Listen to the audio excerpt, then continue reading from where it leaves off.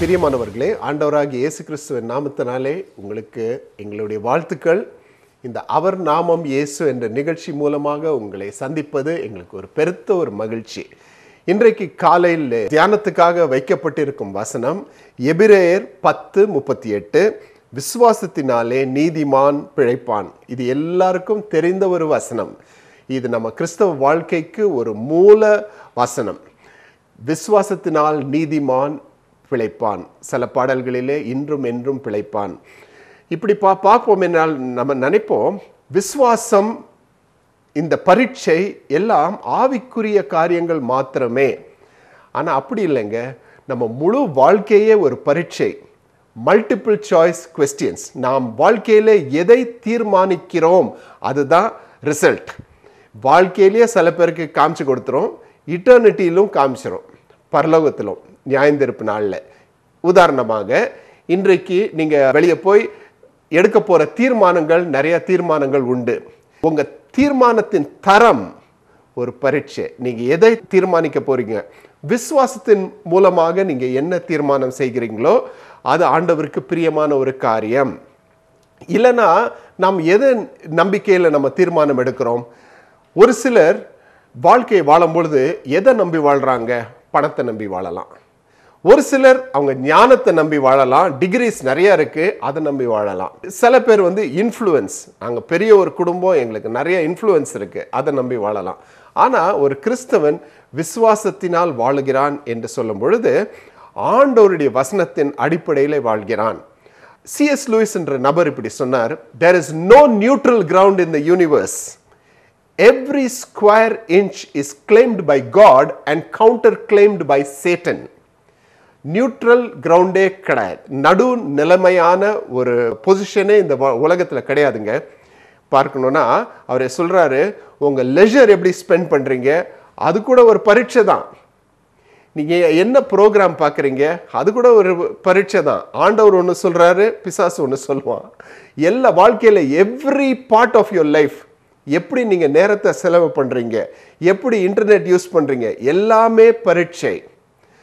ஆனா இப்போ யாக்கோபு 1ஆம் அதிகாரம் 2ஆம் வசனத்துக்கு நாம் திருப்பி பார்ப்போம் என்றால் அதுல என்ன போட்டிருக்குன்னா, முதலாம் காரியம் விசுவாசத்தின் சோதனை குறித்து எழுதும்போது பரீட்சை என்ற ஒரு அர்த்தத்தோடு அது எழுதப்பட்டிருக்கிறது. யாக்கோபு 1:2, the trial of your faith, testing. அதுக்கு வார்த்தை பிராஸ்மோஸ்.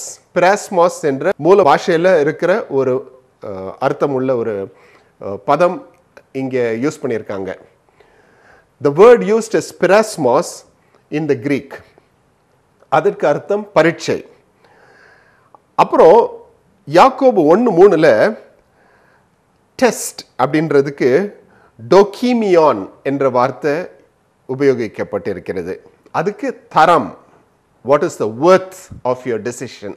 இப்பொழுது யாக்கோபு 1:2 எப்படிப்பட்ட பரீட்சைன்னு பார்த்தோம்னா, எல்லாருக்கும் வரது போல தான் ஒரு விதமான பரீட்சை.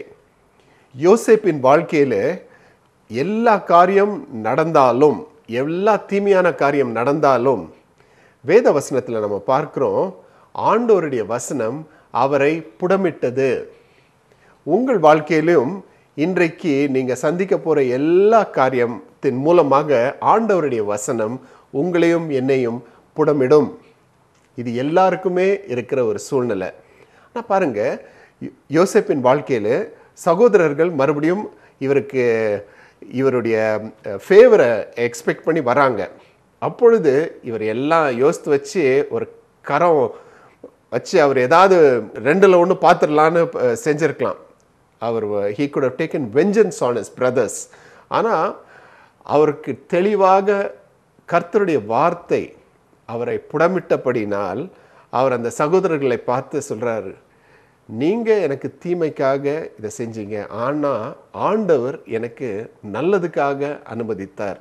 ரொம்ப கஷ்டமான ஒரு சங்கதி தான். உங்களுக்கும் எனக்கும் பிடிக்காத காரியம். ஏன்னா நம்ம வாழ்க்கையில் நல்ல காரியத்தை வாங்கிக்கலாம் ஆண்டவர் கரத்தில், ஆனால் கடினமான காரியங்கள் அவர் அனுமதிக்கும் போது நமக்கு முழுங்க கஷ்டம்தான் படுவோம். ஆனால் சத்திய வேதம் நமக்கு என்ன சொல்லுது? இது ஒரு பரீட்சை. இந்த டெஸ்ட் பாஸ் பண்ணணும்னா நம்ம ஒரு மாம்சீகத்தில் ஒரு டிசிஷன் எடுத்தோம்னா அதில் ஃபெயில் தான் பண்ணுவோம். ஆனால் யோசேப் என்ன பண்ணார்? ஆண்டவர் எப்படி இந்த சூழ்நிலையில் செஞ்சிருப்பாரோ அது பிரகாரமாக அவர் சிந்திச்சு செஞ்சார். யாக்கோபு 1:12 நீங்கள் பார்த்தீங்கன்னா மறுபடியும் இன்னொரு பரீட்சை வருது. ஆனால் இந்த பரீட்சை எப்படியோ கொஞ்சம் வித்தியாசமானது. அதில் டெம்ப்ட் என்ற வார்த்தையில் கவர்ச்சி என்ற ஒரு மீனிங்கும் அதில் ஆட் ஆயிருக்கு. கவர்ச்சி, ஆசை காட்டுறது. இது இச்சைகளினால் வரும் ஒரு பரீட்சை. இது எல்லாருக்குமே இருக்கு. அதான் யாக்கோபு சொல்றாரு, இப்படிப்பட்ட ஒரு கவர்ச்சி வைக்கிற ஒரு டெஸ்ட் ஆண்டவர் உங்களுக்கு கொடுக்கலங்க. ஆண்டவருக்கு அசுத்தத்துக்கும் அவருக்கும் சம்மந்தமே இல்லை. அவர் அசுத்தத்தை வச்சு உங்களை பரீட்சை பார்க்க மாட்டார். எங்கேருந்து வருது? நம்முடைய இச்சையிலிருந்து வருது. இந்த டெஸ்ட் எப்படி பாஸ் பண்ணணும்? இந்த இச்சைக்கு இடம் கொடுக்காம தான் பாஸ் பண்ண முடியும். அந்த இச்சைக்கும் நான் சீக்ரெட்டாக வச்சுக்குவேன், ஆண்டவருடைய சித்தத்தும் செய்வேன்னா நாம் ஃபெயில் ஆகிட்டோம். முதல் வாழ்க்கையின் சூழ்நிலைகள் மூலமாக வரும் பரீட்சை, இச்சைகள் மூலமாக வரும் பரீட்சை. இது ரெண்டையும் நாம் வென்று நாம் முன்னேறுவோம் என்றால் நாம் விசுவாசத்தினால தான் செய்ய முடியும். ஆண்டவர் எனக்கு என்ன எதிர்பார்க்கிறார், என் வாழ்க்கையில் என்ன பரிசுத்தம் எதிர்பார்க்கிறார் எல்லாருக்கும் தெரியுங்க. ஆண்டவர் பேசுவார், பேசும் தேவன். அதுக்கு நாம் காது கொடுப்போமா? காது கொடுத்தோம் என்றால் இது நமக்கு ஒரு நலமான ஒரு ரிசல்ட் வரும். நாம் ஜெபிப்போமா? ஆண்டவரே, இந்த காலை நேரத்துக்காக ஸ்தோத்தரிக்கிறோம். கேட்டுக்கொண்டு இருக்கும் அருமையான நபர்கள் வாழ்க்கையிலே நீர் அன்போடு நீர் அவர்களோடு நீர் இடைப்படுகிறீர் என்று நான் நம்புகிறேன். ஏனென்றால் கர்த்தாவே, நீர் என்னை தெரிந்து கொள்ளவில்லை, நான் உன்னை தெரிந்து கொண்டேன் என்று சொன்ன தேவன், அவர்களை ஒரு பொக்கிஷமாக கருதும் தேவன், அவர்கள் வாழ்க்கையிலே ஆண்டவரே இந்த காலை நேரத்தில் எப்படிப்பட்ட ஒரு சூழ்நிலையில அவர்கள் வாழ்கிறார்கள் என்று எனக்கு தெரியாத ஆண்டவரே. ஆனால் யோசேப்பின் வாழ்க்கையில நடந்தது போல என் வாழ்க்கை, அவர்கள் வாழ்க்கையிலும் பலவிதமான கசப்பான காரியங்களும் அனுமதிக்கப்பட்டிருக்கும். ஆனால் கர்த்தாவே, இது நீர் அனுமதித்திருக்கிறீர். இதன் மூலமாக தேவரீர் என்னை புடமிடுகிறீர் என்ற ஒரு நம்பிக்கையோடு, ஒரு ஸ்தோத்திர பலியோடு இன்றைக்கு நாங்கள் இப்படிப்பட்ட காரியங்களை சந்திக்க நீர் எங்களுக்கு கிருபை தர வேண்டும் என்று ஜெபிக்கிறோம். அதை தவிர ஆண்டவரே, இச்சையின் மூலமாக வரும் பரீட்சையை ஜெயிப்பதற்கு ஆவியின் மனது எங்களில் காணப்பட வேண்டும் என்று ஜெபிக்கிறோம் ஆண்டவரே. தேவனின் வார்த்தை, தேவன் வேதத்திலே வைத்திருக்கும் எல்லா நலமான காரியத்தை தியானத்திலே வைத்து, மனதை பரிசுத்தமாக வைத்து, இன்றைக்கு இந்த மாம்சத்துக்கு இடம் கொடுக்காமல் வாழ்வதற்கு எங்களுக்கும் அனைவருக்கும் கிருபை தர வேண்டும் என்று இயேசுவின் மூலம் ஜெபிக்கிறோம் பிதாவே. ஒரு சிறிய அறிவிப்பு.